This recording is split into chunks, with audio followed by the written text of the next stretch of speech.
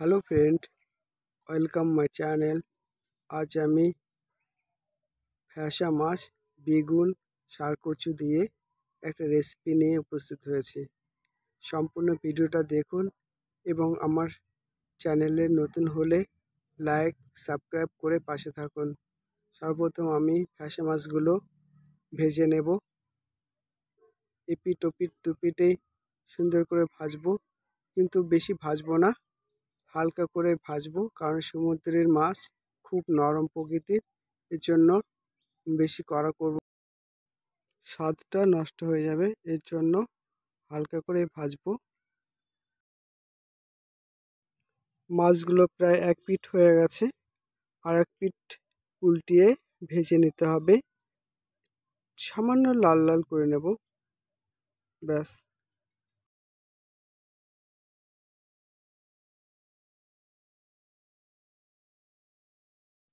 চারটে মাছের থেকে দুটো মাছ ভাজা হয়ে গেছে, এগুলো তেল থেকে বার করে নিচ্ছি। দেখুন, এক পিঠটা হয়ে গেছে, দেখেও নিলাম। লেজাটা ভাজা হয়ে গেছে, এটা নামিয়ে নিচ্ছি। বাকিগুলো একটু সামান্য ভাজবো, কারণ এগুলো একটু কাঁচা রয়েছে। উল্টিয়ে সাইজ করে তেলের দিকে দিয়ে দেব।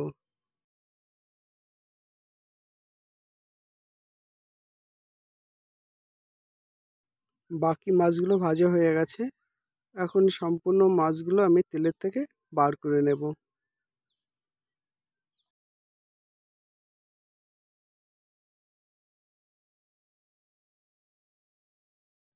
মাছ ভাজা তেলের ভেতরে সামান্য জিরে ফোড়ন দেব।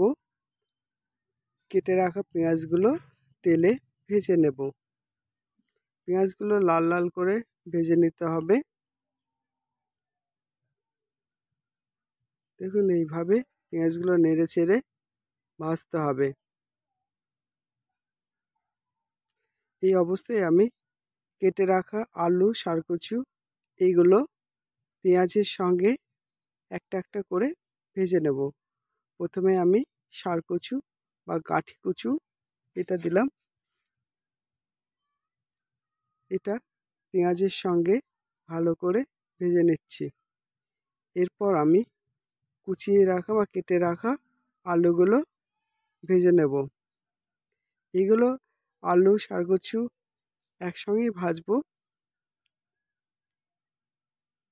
ঠিক এইভাবেই ভেজে নিতে হবে। এইবার আমি অ্যাড করব বেগুন। আমি 3টে মিডিয়াম সাইজের বেগুন কেটে রেখেছিলাম। এগুলো ভালো করে কষিয়ে নেব। এরপর অ্যাড করছি জিরে, আদা, রসুন বাটা।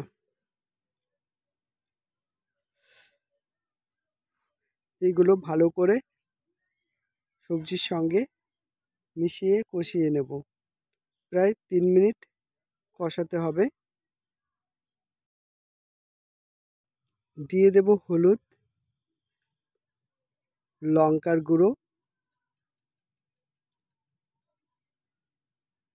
এগুলো দিয়ে ভালো করে মিক্সড করে নেব। আমি এই রেসিপিটা খুব সাধারণভাবে করলাম, মশলা কম দিয়েছি। আপনারাও বাড়িতে এইভাবে বানান, দেখবেন খুব সুন্দর লাগবে খেতে এবং খাওয়াতেও ভালো লাগবে। বাড়িতে সবাই নাম করবে। আশা করি বাড়িতে একবার ট্রাই করবেন। কষানোটা প্রায় হয়ে গেছে। এই অবস্থায় আমি জল অ্যাড করব। জল অ্যাড করে বেশ কিছু সময় ফুটিয়ে নেব। আমি প্রায় 4 মিনিট পর চলে এলাম। দেখুন, ঝোলটা ফুটে উঠেছে। এই অবস্থায় আমি একটা মিডিয়াম সাইজের টমেটো কেটে রেখেছিলাম, এটা অ্যাড করলাম। টমেটোটা সেদ্ধ করার জন্য আরও 2 মিনিট ঢেকে দেব।